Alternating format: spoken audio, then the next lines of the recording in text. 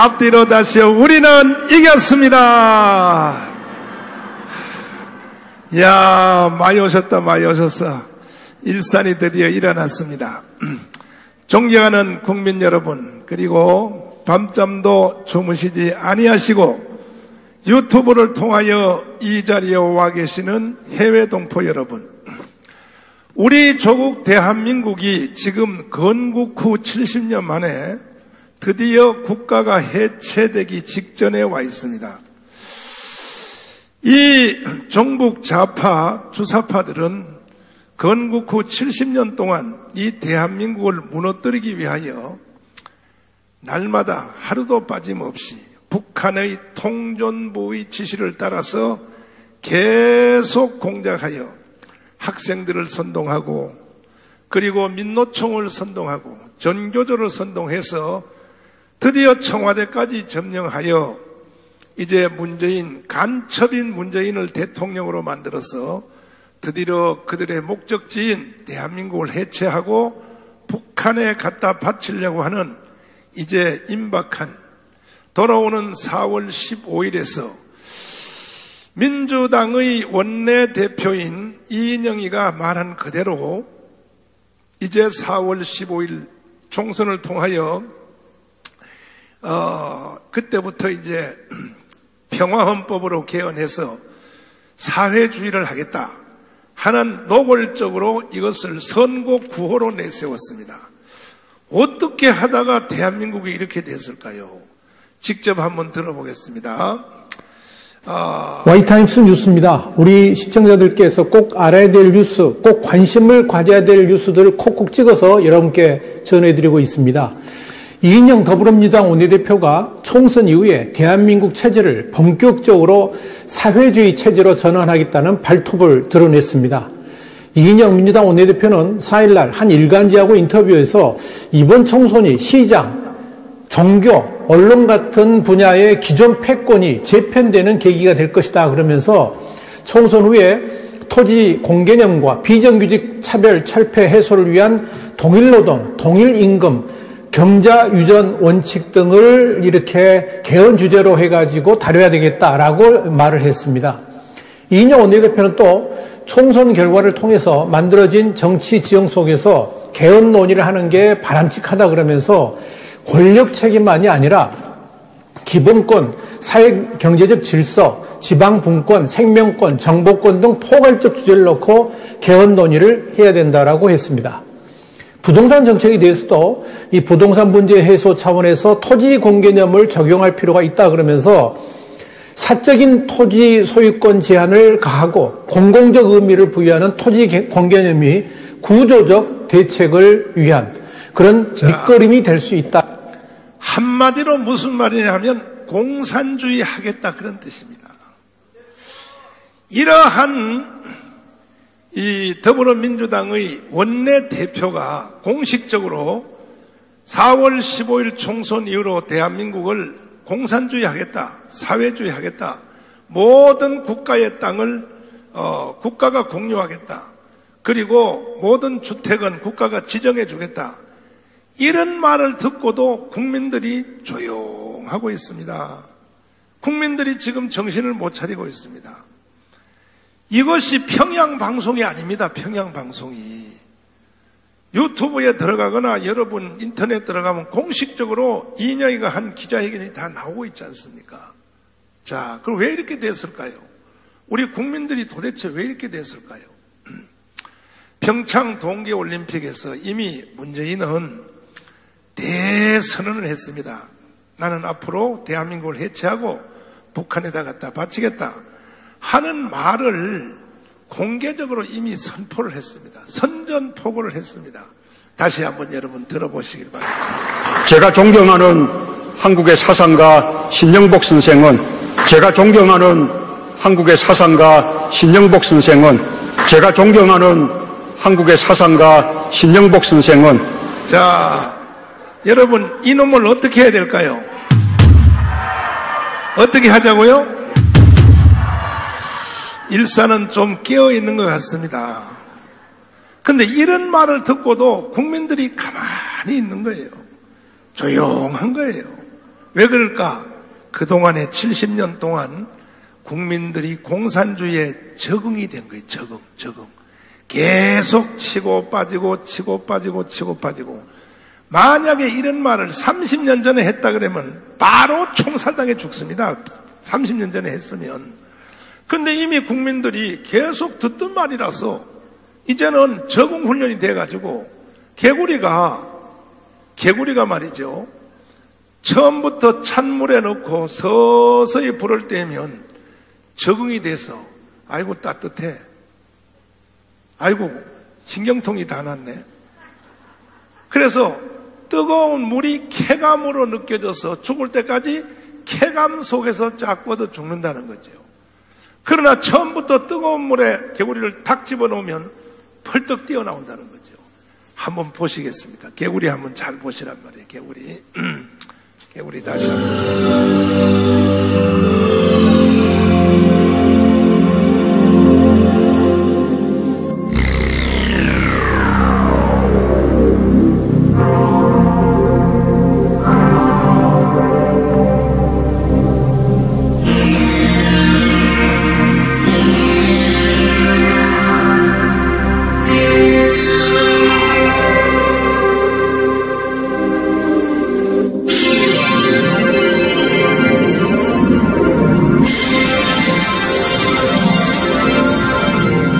서서히 불을 가하니까 개구리가 따뜻함을 느끼죠. 물이 뜨거워지면 이제 뜨거운 물이 쾌감으로 느껴진다는 거죠. 지금 대한민국 국민들하고 똑같은 상태에 빠지는 것입니다. 그래서 결국은 자기가 거기서 죽는지도 모르고 나오지도 않고 뜨거운 물에 적응이 돼가지고 서서히 이제 드디어 최후를 맞이하게 되는 이 개구리가 바로 누구냐? 대한민국 국민이 이 상태에 빠졌다는 거죠. 죽는 줄도 모르고 국민들이 특별히 30, 40대 젊은 사람들이 뭔지도 모르고 뭐 대깨문 대가리가 깨져도 문재인이 좋다고 그래 한번 죽어보세요. 막상 자 드디어 최후를 맞이했습니다. 죽었습니다. 우리 국민들은 이 개구리처럼 되면 돼요 안 돼요? 돼요? 그러나 처음부터 뜨거운 물에다가 개구리를 한번 던져보겠습니다. 어떤 일이 일어나는가? 자 보시면 45도입니다. 45도에다가 개구리를 딱 던졌다는 거예요. 어떤 현상이 일어나는가? 자, 한번 보시면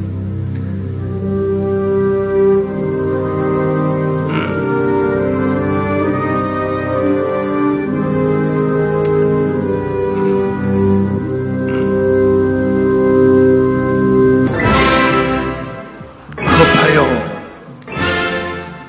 여러분과 저는 오늘 결단을 내려야 됩니다. 앞에 개구리처럼 공산주의 빨갱이에게 쌈겨 죽든지 아니면 공산주의를 까부시고 대한민국을 새로 세우든지 두 가지 중에 하나의 결단을 내리기 위해서 이 자리에 모였습니다.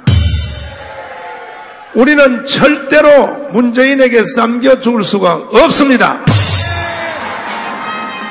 동의하십니까? 70년 동안 이 빨갱이 종북 주사파 이놈들은요 거짓말을 가지고 대한민국을 사기쳐서 오늘 같은 대한민국을 만들었어요. 첫 번째 거짓말이 뭐였었느냐? 사실 이 거짓말 하나 가지고 대한민국을 틀어지었는데 1945년 8월 6일 날 히로시마에 원자탄이 터졌죠. 그리고 3일 후에 나가사키에 원자탄이 터졌습니다. 36년 없었던 대한민국이 해방이 되었습니다. 그러나 해방은 되었으나 막상 누가 나라를 세울 것인가? 그때 애국 지도자들은 다 외국에서 해방을 맞이했습니다. 이승만 대통령은 미국에 있었고 상해에는 김구 선생은 상해에 있었고 그러니까 나라를 세울 사람이 없는 거예요. 그때에 이 빨갱이 중에 빨갱이인 남로당의 괴수 박헌영이란 놈이 전라도 광주 벽돌 공장에 숨어 있다가 이놈 자식이 딱 튀어나오면서 외치기를 저 미국에 있는 이승만 박사한테 연락이 왔는데 상해에 있는 김구 선생님한테 연락이 왔는데 날 보고 나라를 먼저 세워놓으라고 부탁을 했다.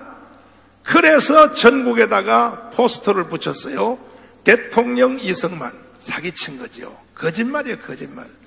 빨갱이들은요, 처음부터 끝까지 다 거짓말입니다. 문재인 이름도 지금 계속 거짓말하고 있습니다. 성경에 보면 마귀 사탄하고 똑같습니다. 거짓의 압입니다. 그리고 대통령 주석 김구 해가지고 전국에다가 포스터를 다 붙였더니 박헌영의 거짓말에 전 국민들이 팍 속아가지고 거기에 가입한 사람이 전 국민의 78%예요. 78%. 몇 프로요? 우리 민족은 이스라엘 민족과 함께 더불어 세계에서 가장 뛰어난 위대한 민족이지만 한 가지 치명적인 약점이 뭐냐? 거짓말에 약해요. 거짓말에. 거짓말 선동에 약해. 사기꾼한테 약하단 말이에요. 여러분들은 절대로 사기꾼한테 약해서 사기당하면 안 됩니다. 동의하십니까? 옆 사람 다 손잡고 한번 합시다. 사기당하지 맙시다. 절대로 사기당하면 안 됩니다. 이해되십니까? 그런 후에 이승만 대통령이 1945년 이제 10월 16일 날 한국에 들어왔지요. 들어오니까 박헌영 이 개자식이 이승만 대통령까지도 속여 먹으려고 쇼를 하는 거야. 절을 하면서 박사님 오신다고 수고했습니다. 내가 박사님이 오신다고 수고할까봐 나라를 내가 먼저 하나 만들어 놓고 기다리고 있었습니다. 이승만 대통령이 물어요. 무슨 나라를 세웠나? 이렇게 물었더니 이승만하고 박헌영하고는 나이 차이가 30살 차이고 상해 임시정부에 있을 때는 이승만이 상해 임시정부의 임시대통령 할 때는 김구, 여운형, 김규식 이런 이동희 이런 사람들이 회의할 때는 박헌영은요 거기에 들어오지도 못해. 저 바깥에서 청소하던 놈이에요. 청소하던 놈. 근데 이 자식이 먼저 한국의 해방 후에 선수 주도권을 딱 잡고 무슨 나라를 세웠나 물었더니 뭐라고 대답했냐? 조선인민공화국입니다. 이렇게 대답했어. 하니까 그때부터 이승만 박사의 턱이 떨리기 시작하는 거예요. 부들부들. 야, 이 개자식아, 누가 이런 나라를 세우라고 그랬어? 이승만하고 박헌영하고는 이게 상종이 안 되거든요. 상해 임시정부에서 이거 청소부거든, 청소부. 그러니까 박헌영이가 놀라서 어깨를 들썩거리며 깜짝 놀랐어. 두 번째 또 속여보려고. 박사님, 화내지 마시고 여기서 대통령 하시라고 만들어놨습니다. 그랬더니 이승만 대통령이 뭐라고? 대통령? 내가 이런데 대통령 하려고 여기 온 줄 알아? 쓸데없는 놈들, 나라도 없는 것들이 벌써 권력에 눈을 떠서 잔소리 말고 내일부터 내가 하는 독립촉성중앙대회에 참석해.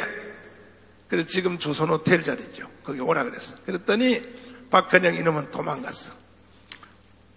그때부터 박헌영하고 이승만하고 치열한 싸움이 붙기 시작했는데 그때는 하늘이 내려준 이승만이라고 하는 위대한 인물이 이승만을 여러분 우리나라의 국내용으로 생각하면 안 됩니다. 이승만과 함께 그 당시에 살았던 세계적인 같은 동력 지도자들, 영국의 윈스턴 처칠, 그 사람이 쓴 회고록을 내가 봤더니 뭐라고 썼냐? 이승만 아시아가 나온 최고의 지도자, 그리고 속어를 써. 속어 뭐라요? 불려우. 이승만을 불려우라 그래서 국제 정치에서 가장 다루기 어려운 사람. 저 프랑스의 드골이라든지 미국의 루스벨트 이런 사람들이 이승만에 대하여 자기 회고록에 써놓은 글들이 있어요. 보면요, 전체를 다 합해보면 내용이 이거야. 이승만은 정치가의 선을 넘은 사람이다. 이승만은 사회운동가의 선을 넘은 사람이다. 그 사람은 종교적 예언가의 수준에 들어간 사람이라 그랬습니다. 이 사람. 이해되십니까? 이승만의 두 가지의 위대한 예언이 있었죠. 하나는 재팬 인사이드 아웃이라고 하는 일본의 속을 들여다보다. 그 내용은 그겁니다. 반드시 일본은 진주만을 포격한다. 그때 그 책을 썼을 때 사람들이 또라이라 그랬어요. 미국 사람들이. 식민지 국가에서 공부하러 온 놈이 미쳤지. 무슨 일본이 진주만을 미국을 폭격해. 그러다가 막상 일본의 가미가제가 폭격기를 떠서 미국의 함대 굴뚝 속으로 들어가니까 그때서야 이 책 누가 썼어, 이 책 누가 썼어 해서 바로 즉시 팔린. 그 당시에 대단했죠. 37만 권이 팔렸어요. 이해되십니까? 그리고 난 뒤에 1922년도에 하와이에 신문에 기고한 공산주의 내막기. 뭐냐? 1917년 볼셰비키 혁명을 일어나는 것을 세계적 지도자들이 다 보게 되었지요. 미국의 루스벨트까지도 뭐라고 말했냐? 저 17년 소련에서 일어난 볼셰비키 혁명은 하나님이 주신 혁명이고 속았어. 그리고 성경 사도행전 2장에 성도들이 성령의 충만을 받아서 모든 재산을 팔아 사도들의 발 앞에 주매 필요에 따라 나눠줬다. 성경의 제도를 가장 현실화시킨 이 제도가 공산주의라고 누가 그랬는지 아세요? 미국의 대통령 루스벨트가 그렇게 말했다고요. 완전히 속아 넘어간 거지. 그리고 앞으로 전 세계는 공산주의로 가는 길밖에 없다. 루스벨트 말이야. 루스벨트 말. 드골도 마찬가지요. 윈스턴 처치도 마찬가지요. 1917년 볼셰비키 혁명을 그 당시에 세계의 모든 지도가 다 봤지만 그 사건 하나를 정확하게 관통하고 정확하게 예언했던 사람은 누구냐? 이승만 하나밖에 없었어요. 이승만은 뭐라고 말하느냐? 두고 봐라. 저것은 성경 요한계시록에 나오는 붉은 용과 같다. 저 제도는 반드시 100년 안에 망할 것이다 그랬어요. 이와 같이 이승만은요, 우리가 이승만을 너무나 격화시켜놔서 오늘날 세상이 이렇게 됐지만은 이승만은 국내용이 아니라니까요. 인류 역사의 금세기의 최고의 인물이 여러분 이승만이라는 거 인정하시면 두 손 들고 아멘. 이와 같은 말을 하려면 시간이 부족합니다. 그가 쓴 한성 과목에서 쓴 독립선언문 참 대단하죠. 조갑재 선생님이 거기에 대해서 해설한 걸 한번 들어보십시오. 아브라함 링컨의 무슨 캐츠버그 연설인가 이런 비교할 수 없습니다. 그래서 이승만 대통령의 건국 덕분에 여러분과 저는 한 세상을 70년 동안 잘 먹고 잘 살았습니다. 대한민국은 이승만의 설계도를 가지고 박정희 대통령이 집을 잘 지어서 우리가 이승만과 박정희 혜택 때문에 오늘날의 대한민국을 누리고 있는 거예요. 이것은 대깨문도 마찬가지입니다. 빨갱이도 마찬가지입니다. 주사파도 마찬가지입니다. 그런데 이승만의 혜택을 제일 많이 본 인간들이 이승만을 부인하면 돼요, 안 돼요?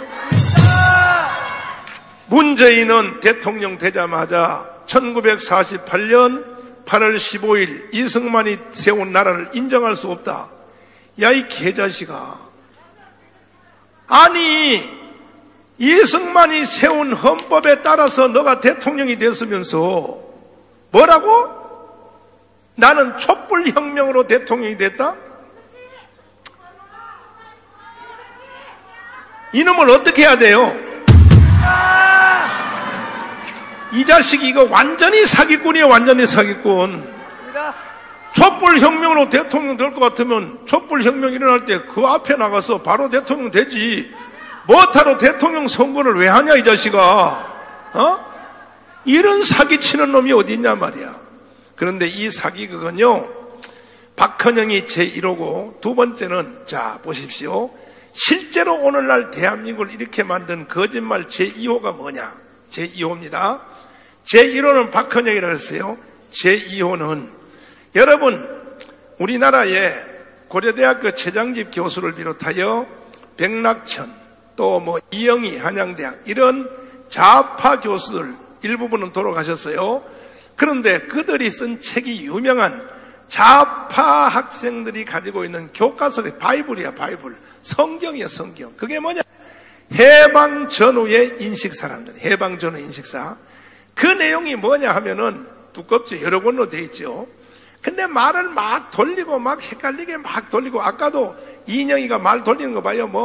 무슨 동일노동, 동일임금, 그 뭔 말을 그렇게 복잡하게 해. 그냥 공산주의 하겠다 이러면 끝나는 거지. 동일임금, 독일노동, 이 말을 막 헷갈리게 한단 말이야. 그런데 그때에 이 해방 전후에 무슨 일이 있었냐, 그 말을 해방 전후의 인식사라 그래. 이 바로 두 번째 거짓말 때문에 오늘날 이 대한민국의 온 국민들이 다 속아가지고 지금 여러분까지도 여기 속은 사람 많아요. 그래서 아까 개구리처럼 공산주의에 지금 쌈겨 죽는지도 모르고 이게 뭔지도 모르고. 자, 내용이 이겁니다. 히로시마 원자탄이 터졌을 때에 오키나와에 있는 미군이 한국에 들어왔어요. 왜 들어왔느냐? 여러분, 이거는 잘 들어야 돼요. 공짜로 들으면 안 돼. 이거 좀 등록금 내야 돼. 이게 아주 중요한 강의야. 등록금 낼래요? 여기 눈 보니까 아까 헌금할 때 이미 냈다고 그러네. 좋아요. 헌금할 때 미리 냈으니까 내가 공짜로 가르쳐 줄게요. 그러니까 오키나와에 있는 미군이 한국에 들어왔어. 왜 들어왔냐? 처음에 들어올 때는 이유가, 미군이 한국에 들어올 때는 그때 우리나라에 일본 군들이 34만 명이 있었어요. 몇 명이요? 왜 34만 명이 일본군이 있었느냐? 일본이 조선을 먹고 난 뒤에 조선을 통치해야 되니까. 그래서 일본 군대가, 일본 가족, 일본 사람들이 34만 명이 있었고, 저 중국을 틀어지기 위해서는 76만 명이 요즘 말로 심양이죠. 만주, 관동군, 그걸 관동군이라 그래. 일본 군대는, 중국은 우리보다 배 있었어요. 그런데 해방이 딱 되니까 일본 군들이 일본으로 나갈 때 그냥 안 나가는 거야. 군인들의 속성은 뻔해요. 그냥 나가겠어요? 여자들 성폭행하게 돼 있어요. 군대 이꼴 성폭행이에요, 여자들을. 그리고 또 문화재 다 관리해서 가지고 나가요. 그래서 오키나와에 있는 미군이 왜 해방된 한국에 들어왔느냐?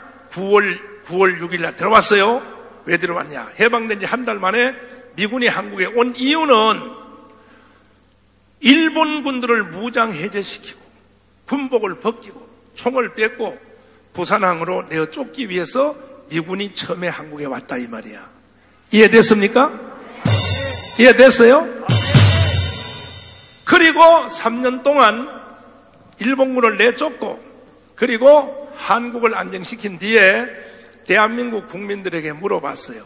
이왕 우리가 온 겸에 국가부터 세워주고 갈 테니 어떤 국가를 세워주기를 원하느냐 하고 수도권을 중심으로 하지 중장이, 다그라스 메가드 바로 밑에 있는 하지 중장이 점령군 사령관이 물어봤더니, 첫째 공산주의, 두 번째 사회주의, 세 번째 자유민주주의 표시를 하라 그랬더니, 하하, 우리나라 국민들의 82%가 뭐라고 대답했냐? 공산주의 더하기 사회주의를 세워달라고 대답을 했어요. 왜? 그때 우리나라 국민들은 글을 못 쓰는 사람이 80%요. 그러니까 뭐가 공산주의인지 뭐가 사회주의인지 말조차를 몰라. 그 앞에 나온 거니까 그냥 앞에다 동그라미 다 쳐버린 거야. 이래가지고 하디 중장이 그걸 보고 아하, 이 나라는 희망이 없구나 하고 이승만 대통령한테 내놓으면서 이 박사님, 이 나라는 도울 필요가 없어. 봐, 백성들이 공산주의를 세워달라고 그러잖아. 백성들이 사회주의를 세워달라고 그러잖아. 가자, 우리는 간다. 그래서 이승만 대통령도 데리고 가려고. 너는 브리스턴 대학의 박사잖아. 미국 가서 교수해보고 살면 되니까 같이 가자. 그러니까 이승만 대통령이 막 욕을 하면서요, 안 간다 이 개새끼야. 가려면 너 혼자 가라 이 자식아. 나는 대한민국에서 죽을 거야 하고. 그러니까 후회하지 마. 분명히 우리는 너 데려가려고 그랬어. 그때 이승만이가 그래, 꼭 한국을 버리고 가려면 무기는 놔두고 가라. 무기. 왜? 김일성이 저놈이 내려온다고. 그랬더니 하디 중장이 무기 여기 놔두고 갈 수 없어. 왜? 너가 요 무기 가지고 북한으로 공격하려고 그랬지? 그래서 미군들이요 모든 무기를 다 철수를 다 해버렸어요. 1949년 6월 30일이에요. 6월 30일 날. 그리고 미국의 국무장관 에치슨이가 드디어 성명서를 발표해. 우리는 한국에 관심 없다. 우리는 공산주의를 지키는 선을 일본의 저 알래스카로부터 홋카이도, 대만, 필리핀으로 정했다. 이렇게 선포하니고 1년 후에 일어난 것이 바로 6.25요. 6.25. 뭐라고요? 그러면 미군이 한국에 처음 왔을 때와 6.25가 일어나니까 미군이 다시 두 번째로 들어왔어요. 미군이 두 번 왔다는 사실조차도 젊은 사람들은 잘 몰라요. 왜? 좌파 빨갱이 종북주의자들이 하도 거짓말을 해서 아까 개구리처럼 완전히 세뇌를 시켜가지고, 그러면 세뇌를 시킨 두 번째 거짓말이 뭐냐? 해방 후에 오키나와에 있는 미군이 한국에 왜 왔냐? 그 이유가 뭐냐? 일본군이 물러간 자리에서 미군이 일본군을 대신하여 우리를 식민지살이 시키려고 왔다. 이겁니다. 이것이 바로 그 두껍고 여러 번호 된 해방 전후사 인식. 말이 고상한 것 같죠? 해방 전후사 인식이라니까 뭐 말이 아주 그냥 뭐 화려한 것 같죠? 아니고 딱 한마디로 요약하면 이거라고. 뭐냐? 미군이 왜 한국에 왔느냐? 일본군을 몰아내고 지들이 대한민국을 식민지살이 시키려고 왔다. 이것이야 내용이. 이게 바로 우리나라의 해방 후에 두 번째 거짓말입니다. 그러면 여러분에게 물어보겠습니다. 지금 평택에 와 있는 미군이 한국을 식민지살이 시키려고 왔나요? 그래서 미제국주의라 그래요. 미제국주의 저놈들이. 내가 청와대 앞에다가 텐트를 쳐놓고 싸우는 줄 알아요? 몰라요? 하루에 몇 팀이 앞에 지나가. 뭐 민노총, 정교조, 뭐 이석기, 뭐 데모팀이 지나가는데 제일 앞에 프랭카드를 딱 들고 가는 구호가 뭔지 알아요? 미군 철수예요. 미군 철수. 그러면 여러분 들어봐요. 미군을 철수하면 돼, 안 돼? 돼요? 미군을 철수하면은 미군만 나가는 게 아니야. 미군이 나갈 때는 달러가 다 따라서 나가게 돼 있어요. 달러가. 그런데도 쟤들이 왜 미군 철수를 주장하느냐? 공산주의 하겠다 이 말이에요. 공산주의 하겠다. 그래서 그러면 미군이 한국에 온 이유가 일본군을 몰아내고 식민지살이 시키러 왔다. 이거는요 완전히 거짓말이에요. 왜 거짓말이냐? 만약에 미군이 한국을 공산주의 시키려고, 아니 여기다가 일본군 대신에 식민지살이 시키려고 왔다면 미군이 갈 필요가 없죠. 1949년도에 뭐하러 가? 누가 뭐 가라고 하는 놈이 있어? 미군을 몰아낼 힘이 있어? 없어요. 미군이 스스로 나간 거야. 스스로. 그러니까 49년 6월 30일 날 미군이 스스로 한국에서 나갔다는 자체가 미군이 식민지살이를 시킬 의도가 있다 없다? 전혀 없었던 것에 대한 증거라 이 말이에요. 증거. 이해되십니까?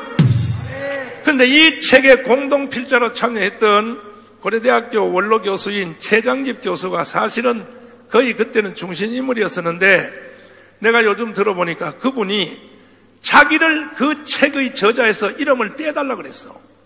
왜? 그분이 전향한 거야. 나이가 들어보니까 이제 죽을 날이 가까워져 보니까 아닌 것이야.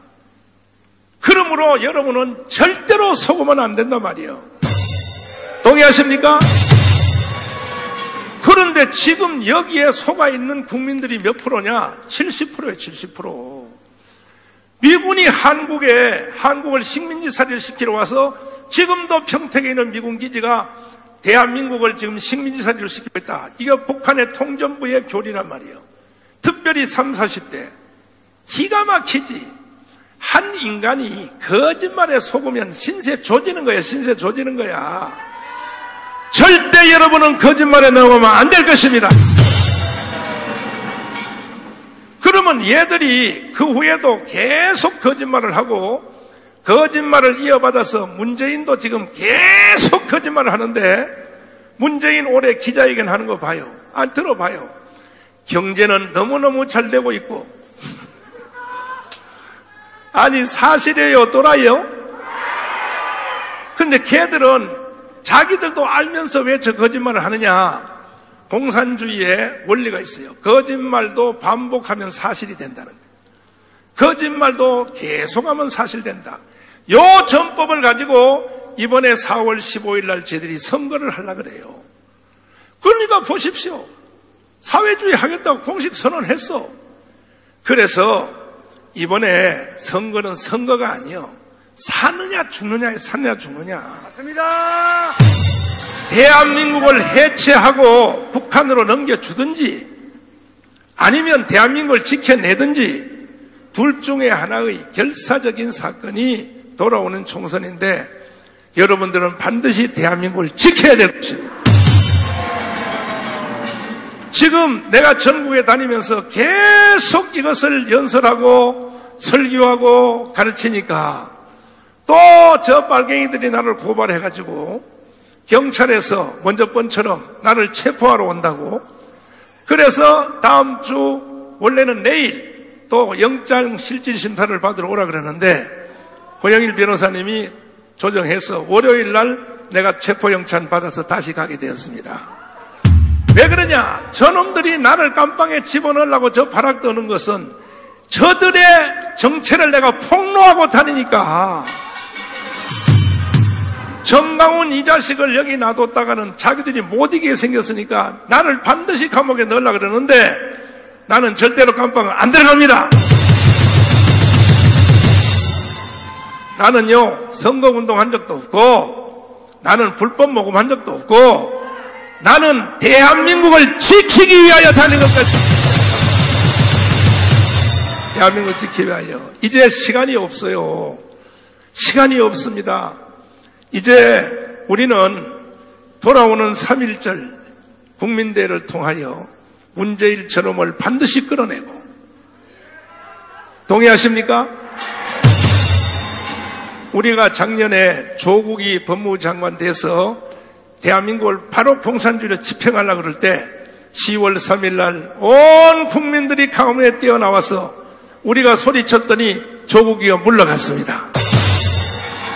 이번에는 3.1절 때 29일 날 전 국민이 다 강화문에 뛰어나와야 됩니다. 나와서 저놈을 완전히 문재인 저놈을 끌어내고. 동의하십니까? 주사파를 척결하고 대한민국의 헌법을 지켜서 이렇게 안 하면 여러분과 저는 김정은 밑에 살 준비를 해야 되는 거예요. 우리는 그럴 수 없다 이거야. 그럴 수 없어요. 우리는 반드시 이겨야 됩니다. 이거는 정치도 아니요, 이것은 선거도 아니요, 우리의 생존의 문제입니다. 생존의 문제. 동의하십니까? 절대로 거짓말에 속으면 안 됩니다. 거짓말을 이겨내야 되는 것입니다. 지금 문재인은 내가 볼 때에 초조하면 무슨 짓을 할지 모르겠습니다. 아마 선거 임박해서 선거가 불리할 때 되면 저게 계엄령을 선포할지 뭔 짓을 할지 나는 걱정하고 있습니다.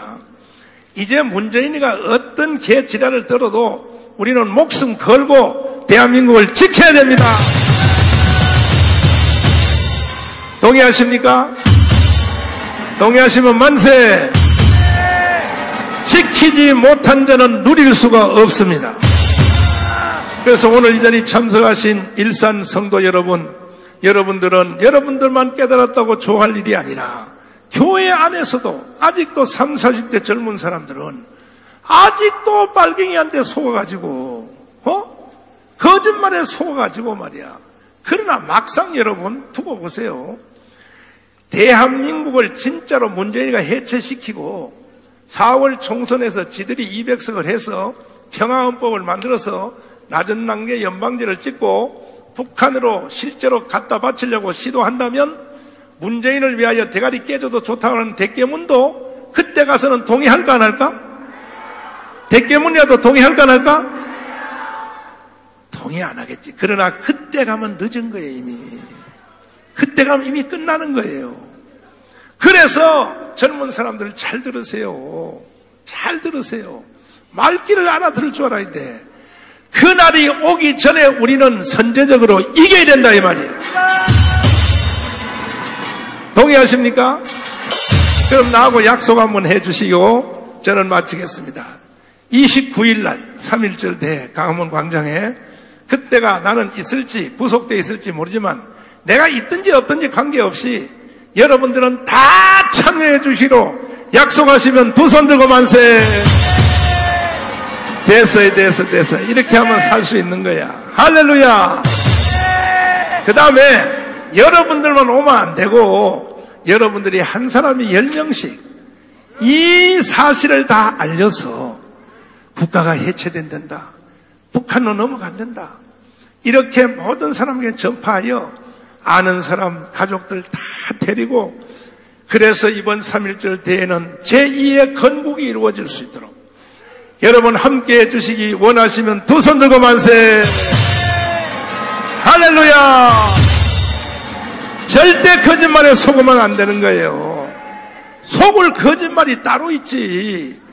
사소한 거짓말에 속을 수는 있어도 국가의 운명을 놓고는 사기에 넘어가면 안 되는 것입니다. 동의하십니까? 이해됐으면 아멘. 3.1절 대회 토요일 날 29일 날 그래도 안 와도 될 사람을 내가 가르쳐드릴게요. 첫째, 병원에 입원해 있는 사람은 안 와도 돼요. 빼드릴게요. 그 사람은 병원에서 유튜브를 보면서 참여하면 돼요. 두 번째로 몸의 건강 상태가 나보다가 더 심한 사람은 안 와도 돼요. 나는요 사실 걸어다니기도 힘든 상태예요. 나는 작년에 목에 뼈에 수술을 받다가 지금요 비틀거리며 걷고 다녀요. 그래도 나는 애국운동해요. 왜? 우리 조국 대한민국을 나는 빨갱이한테 넘겨줄 수 없다 이 말이야. 이해되십니까? 전국 계신 국민 여러분, 그리고 30만 목회자 여러분, 25만 장로님 여러분, 제가 만 가지가 여러분보다가 더 나은 것이 없어요. 나는 여러분보다 더 못해. 실력도 여러분만 못해. 여러분만큼 나는 모든 것이, 돈도 여러분이 더 많아. 다 낫지만 요 국가에 대한 하나만큼은 내가 여러분보다가 조금 더 압니다. 요거 하나만큼에 대해서는 제가 하자는 대로 한번 해 주시기를 바랍니다. 나는 이 분야에 대해서 목숨 걸고 공부를 해왔기 때문에, 그리고 30년 동안 애국운동 하면서 하나님이 나의 영의 눈을 열어주셨기 때문에 내 눈에는 딱 보여요. 지금 대어 갈 길이 보인다 이 말이야. 그러므로 여러분 꼭 3.1절 대해서 우리가 승리해야 됩니다. 세 번째로, 나이가 나보다 더 많은 사람은 안 와도 돼요. 내 나이가 올해 몇 살이냐? 95살이에요. 95살. 저 버리장머리 없는 놈 봐라. 아니 영적 나이가 그렇다고. 95살이요. 그러니까 96살 때부터는 안 와도 돼요. 김동길 교수님은 나이가 93이요. 그런데도 토요일날 와요 안 와요? 그러니까 여러분들도 다 참석해야 돼. 다 참석해야 돼. 이해되시면 아멘. 어떤 핑계도 없다. 나라부터 살려놓고 보자. 동의하십니까? 전파를 하기를 바랍니다. 이승만 대통령은 나라가 무너진 상태를 보고 이승만 대통령은 이와 같은 연설을 했습니다. 1941년도에 한번 이승만의 연설을 들어보시기를 바랍니다. 자, 직접 한번 들어보세요. 나는 이승만입니다. 미국 와싱턴에서 해내 해외에 산재한 우리 2300만 동포에게 말합니다. 어디서든지 내 말 듣는 이는 자세히 들으시오. 들으면 아시려니와 내가 말하려는 것은 제일 중요하고 제일 기쁜 소식입니다. 자세히 들어서 다른 동포에게 일일이 전하시오. 또 다른 동포를 시켜서 모든 동포에게 다 알게 하시오.